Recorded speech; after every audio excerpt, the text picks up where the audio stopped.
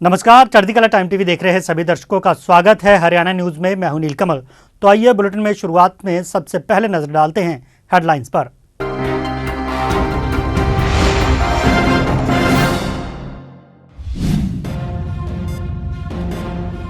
प्रधानमंत्री नरेंद्र मोदी ने स्कूली बच्चियों के साथ मनाया रक्षाबंधन।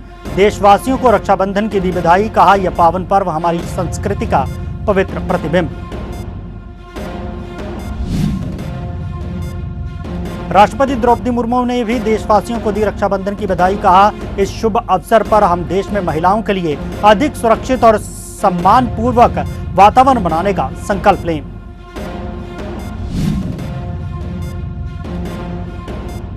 और नूंह हिंसा के मामले में विधायक मामन खान से एसआईटी कल करेगी पूछताछ। पुलिस ने नगीना थाने में बुलाया। 3 दिन की एक्टिविटी पर एसआईटी मांगेगी जवाब।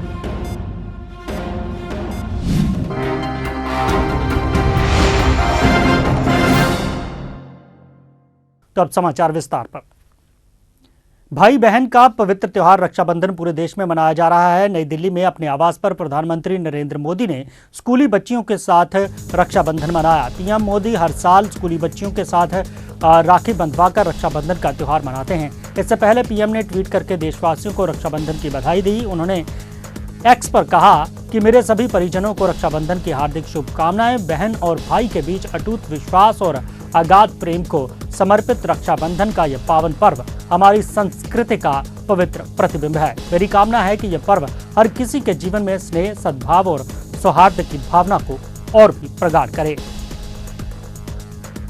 राष्ट्रपति द्रौपदी मुर्मू ने भी देशवासियों को रक्षाबंधन की बधाई। राष्ट्रपति ने एक्स पर लिखा कि सभी देशवासियों को रक्षाबंधन के पावन पर्व की हार्दिक शुभकामनाएं। यह त्योहार भाई बहन के अटूट प्रेम का प्रतीक है और अत्यंत उत्साह के साथ मनाया जाता है। आइए इस शुभ अवसर पर हम देश में महिलाओं के लिए अधिक सुरक्षित और सम्मानतापूर्वक वातावरण बनाने का संकल्प लें। यूं तो भाई रक्षाबंधन पर अपनी बहन से राखी बंधवाकर उपहार देने के साथ उसकी रक्षा करने का वचन देते हैं, लेकिन बड़ी बहन ने अपने छोटे भाई के लिए जो किया वह अपने आप में मिसाल है। हरियाणा के फतेहाबाद में गांव खजूरी जाटी निवासी 55 वर्षीय बेबी नटियाल ने अपने 42 वर्षीय छोटे भाई दीपचंद की जान बचाने के लिए रक्षाबंधन से पहले महात्मा गांधी हॉस्पिटल जयपुर में अपनी किडनी देकर उसे जीवन दान दिया। जानकारी के अनुसार 2 साल पहले दीपचंद को अचानक उसकी छाती में दर्द हुआ और तबीयत ज्यादा बिगड़ने पर उपचार के लिए जब अस्पताल ले जाया गया, लेकिन वहां जांच के बाद यह पता चला कि उसकी दोनों किडनियां खराब हो चुकी हैं। लेकिन ऐसा सुनते ही 3 मासूम बच्चों के पिता दीपचंद के लिए बहुत मुश्किल भरा वक्त था। डॉक्टर ने उन्हें डायलिसिस की सलाह दी। यह कार्यक्रम 2 साल तक चलता रहा, लेकिन दिनों दिन दीपचंद की तबीयत खराब होती गई और पूरा परिवार परेशान था। इसकी हालत को देखते हुए डॉक्टरों ने किडनी ट्रांसप्लांट को जल्दी से जल्दी कराने की सलाह दी थी, लेकिन बहन ने रक्षाबंधन से पहले भाई को अपनी किडनी देकर उसे जीवन दान दिया।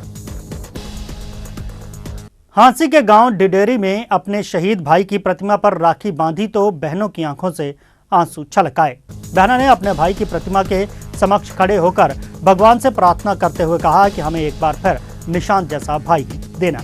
पिछले वर्ष 11 अगस्त 2022 रक्षाबंधन के दिन ही राजौरी में आतंकियों से लोहा लेते हुए निशांत मलिक शहीद हो गए थे। शहीद निशांत मलिक 21 वर्ष की आयु में देश के लिए शहीद हुए।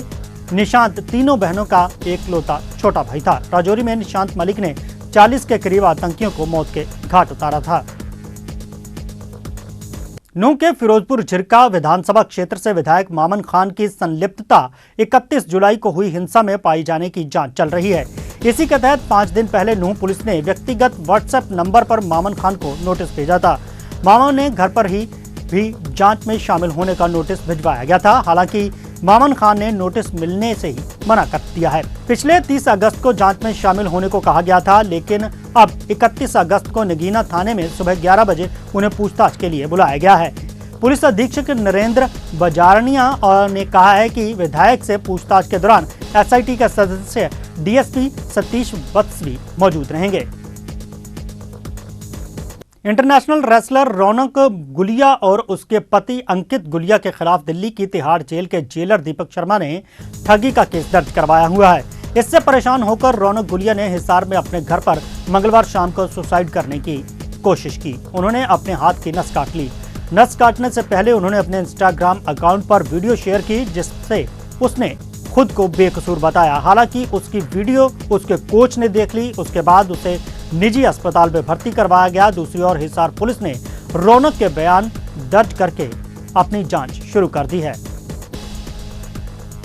हरियाणा के किसानों को सरकार ने बड़ी राहत दी है। डिप्टी सीएम दुष्यंत चौटाला ने विधानसभा में घोषणा की कि दक्षिण हरियाणा में जहां भी 100 फीट से गहरा ट्यूबवेल है वहां सोलर की बाध्यता को खत्म किया जाएगा। उन्होंने कहा कि अब पावर सप्लाई से ट्यूबवेल चलेंगे। सरकार की यह किसानों को बड़ी राहत होगी। सरकार ने इसका नोटिफिकेशन भी जारी कर दिया है। विधानसभा के मॉनसून सत्र के दूसरे दिन बाढ़ड़ा से नैना सिंह चौटाला जो विधायक हैं, उन्होंने विधानसभा में इस मांग को रखा था। हरियाणा के मुख्यमंत्री मनोहर लाल खट्टर ने कहा है कि परिवार पहचान पत्र एक महत्वाकांक्षी कार्यक्रम है जिसका प्राथमिक उद्देश्य सरकार की कल्याणकारी योजनाओं और अन्य सेवाओं को लाभार्थी के घर द्वार तक पहुंचाना है। मुख्यमंत्री मनोहर लाल ने मंगलवार को हरियाणा विधानसभा के मॉनसून सत्र के दौरान सदस्यों द्वारा परिवार पहचान पत्र पर लगाए गए ध्यानाकर्षण प्रस्ताव पर बोलते हुए कहा कि पीपीपी द्वारा निर्मित डिजिटल बुनियादी ढांचे और सिद्धांतों से लिया गया है। हालांकि इसकी प्रदायगी में ये आधार से कई गुना अधिक जटिल है। आधार में मुख्य रूप से यूनिक पहचान की जानकारी होती है, जबकि पीपीपी में आधार के रूप में विशिष्ट पहचान की जानकारी के अलावा सामाजिक आर्थिक जानकारी भी होती है। आधार पहचान के अलावा किसी भी डेटा को सत्यापित नहीं करता। आधार के समान पीपीपी को भी क्रियान्वयन में लाने वाली कठिनाइयों और मुद्दों को दूर करने के लिए सुधार की प्रक्रिया से गुजरना पड़ा है। इन परिस्थितियों में हरियाणा ने देश के हर राज्य को आधार से जुड़े लोगों को आगे बढ़ाने का रास्ता दिखाया है।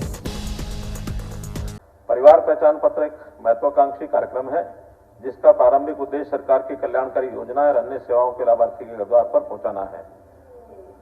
यह आधार द्वारा निर्मित डिजिटल बुनियादी ढांचे और सिद्धांतों से लिया गया है।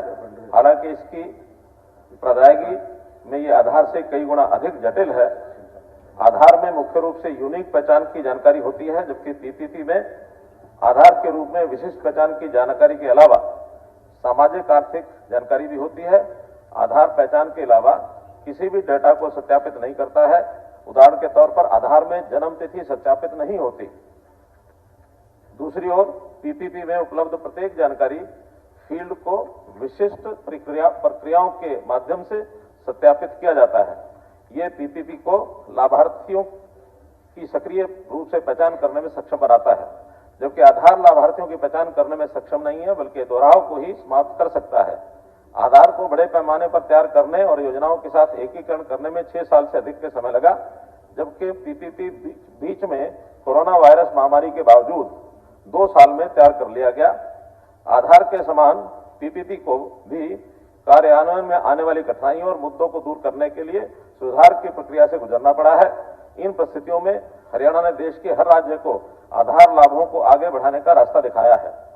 पीपीपी का प्राथमिक उद्देश्य प्रत्येक सरकारी एजेंसी द्वारा अलग से निरीक्षण या सत्यापन की प्रक्रिया पूरी करने या प्रमाण के रूप में दस्तावेज जमा करने या किसी सरकारी कार्यालय जाए बिना लाभार्थी को उसके घर द्वार पर सक्रिय रूप से लाभ प्रदान करना है। हरियाणा विधानसभा के मॉनसून सत्र का अंतिम दिन उस समय विस्मरणीय बन गया जब वर्ष 1966 में हरियाणा गठन के बाद पहली बार 3 विधायकों को सदन की कार्यवाही में सक्रिय भागीदारिता व लोक हित के मुद्दे उठाने के लिए सर्वश्रेष्ठ विधायक के रूप में पुरस्कृत किया गया। इससे पहले विधायकों को 2 विधायकों को ही पुरस्कृत किया जाता था। विधानसभा की चयनित कमेटी द्वारा विधायक असीम गोयल को प्रथम सर्वश्रेष्ठ, विधायक जोगीराम सिन्हा को द्वितीय और अमित सिन्हा को तृतीय सर्वश्रेष्ठ विधायक चुना गया। सभी विधायकों ने सदन के नेता मुख्यमंत्री मनोहर लाल, उप मुख्यमंत्री दुष्यंत चौटाला, विधानसभा अध्यक्ष ज्ञानचंद गुप्ता और नेता प्रतिपक्ष भूपेंद्र सिंह हुड्डा सहित चयनित कमेटी के सदस्यों का आभार व्यक्त किया। उन्होंने इस पुरस्कार के लिए उनके नाम का चयन किया। मुख्यमंत्री ने कहा कि किसी भी जनप्रतिनिधि के लिए ये एक यादगार अवसर होता है जब सदन में उन्हें सर्वश्रेष्ठ विधायक के रूप में स्मरण किया जाता है। इससे अन्य सदस्यों के लिए भी एक प्रेरणा मिलती है। मुख्यमंत्री मनोहर लाल खट्टर ने कहा है कि केंद्र सरकार द्वारा सब्सिडी वाले सिलेंडर पर 200 और अधिक सब्सिडी देने का फैसला और बिना सब्सिडी के सिलेंडर पर 200 की छूट देने का फैसला मध्य वर्गीय परिवारों के लिए एक राहत की खबर है। आने वाले त्योहारों के दिनों से पहले लिया गया यह फैसला निश्चित तौर पर ही आम गृहिणी और मध्य वर्गीय परिवारों के लिए किसी तोहफे से कम नहीं है। मुख्यमंत्री ने कहा कि उज्ज्वला योजना के तहत मिलने वाला सिलेंडर भी पहले जहां 200 रुपए सस्ता गृहिणियों को मिलता था, वह अब 400 रुपए सस्ता मिलेगा। प्रधानमंत्री जी द्वारा की गई घोषणा का स्वागत करता हूं कि रक्षाबंधन के पूर्व संध्या पर बहनों को एक तोहफा दिया है कि जो गैस सिलेंडर्स थे वो 200 रुपया सस्ता कर दिया है। 200 रुपये की सब्सिडी पहले मिलती थी उज्ज्वला योजना में और 200 रुपया दे करके उस 400 रुपया अब जो सब्सिडी उज्ज्वला योजना के अंतर्गत मिलेगी। जिनको सब्सिडी नहीं मिलती थी उनको भी 200 रुपया मिलेगी, अर्थात जो सिलेंडर 1100 रुपये मिलता था वो 900 के लगभग हो जाएगा और जो 900 रुपये में मिलता था वो 700 रुपये के लगभग हो जाएगा। तो एक बहुत बड़ा तोहफा रक्षाबंधन के दिन बहनों के लिए दिया है। मैं उनका बहुत बहुत आभारी और बहुत बहुत धन्यवाद करता हूँ। सिरसा से विधायक गोपाल कांडा ने विधानसभा के मानसून सत्र में सिरसा की समस्याएं रखी। उन्होंने कहा कि मार्केट में रजिस्ट्री बंद होने से लोग परेशान हैं। उन्होंने कहा कि लोग पिछले 5 साल से धिंगतानिया माइनर के बनने का इंतजार कर रहे हैं। उन्होंने ये भी कहा कि किसानों को फसलों के नुकसान का मुआवजा भी बढ़ाकर मिलना चाहिए। हरियाणा के जींद में एसडीएम पंकज को न्यूजीलैंड में घुमाने का हवाला देकर फरीदाबाद के एक ट्रैवल एजेंट ने 2,81,000 रुपए हड़प लिए। सिविल लाइन थाना पुलिस ने एसडीएम पंकज की शिकायत पर 3 लोगों के खिलाफ धोखाधड़ी समेत विभिन्न धाराओं के तहत मामला दर्ज किया है। अभी किसी की भी गिरफ्तारी नहीं हुई। पुलिस को दी गई शिकायत में जींद की डीसी कॉलोनी में रहने वाले जींद के एसडीएम पंकज ने बताया कि फरीदाबाद निवासी लवीश जैन ट्रैवल एजेंट का काम करता है। रिमीन ट्रैवल के माध्यम से वह हवाई टिकट बुक भी करवाता है। लवीश जैन ने उनसे न्यूजीलैंड की यात्रा के लिए खाते में 2,81,000 रुपए लिए और जल्द ही कागजी कार्रवाई पूरी कर यात्रा पर भेजने की बात कही थी। प्रदेश सरकार जहां गोवंश को बचाने के लिए ग्राम पंचायतों के माध्यम से गौशाला बनवाकर और उनकी देखरेख के लिए करोड़ों रुपए खर्च कर रही है, तो वहीं गोवंश के प्रबंध की अनदेखी गौशाला में कैद हो गई है। गोवंश और गाय भूख और प्यास के अलावा बीमारी के कारण तड़प तड़प कर काल का ग्रास बन रही हैं। रायपुर रानी के सरस्वती गोधाम में गायों की स्थिति को लेकर स्थानीय गौ सेवकों ने सवाल उठाए हैं। उनका कहना है कि गौशाला में गायों की देखरेख के लिए 8 केयर टेकर रखे गए हैं। स्वास्थ्य विभाग को लेकर उनके स्वास्थ्य को लेकर एक चिकित्सक भी रखा गया है, लेकिन मौके पर 2 गोवंश ऐसी जगह पर पड़ी हैं जहां तपती धूप न पानी की व्यवस्था है। अचेत अवस्था में पड़ी 2 गायों ने तो गौ सेवकों के सामने ही दम तोड़ दिया। उन्होंने कहा कि गोवंश और गायों की संभाल के लिए प्रबंध ठीक करने चाहिए और जिम्मेदार लोगों पर कार्रवाई करनी चाहिए। तो हरियाणा न्यूज में फिलहाल इतना ही। आप बने रहिए चढ़ती कला टाइम टीवी के साथ। मुझे नीलकमल को दीजिए इजाजत। धन्यवाद।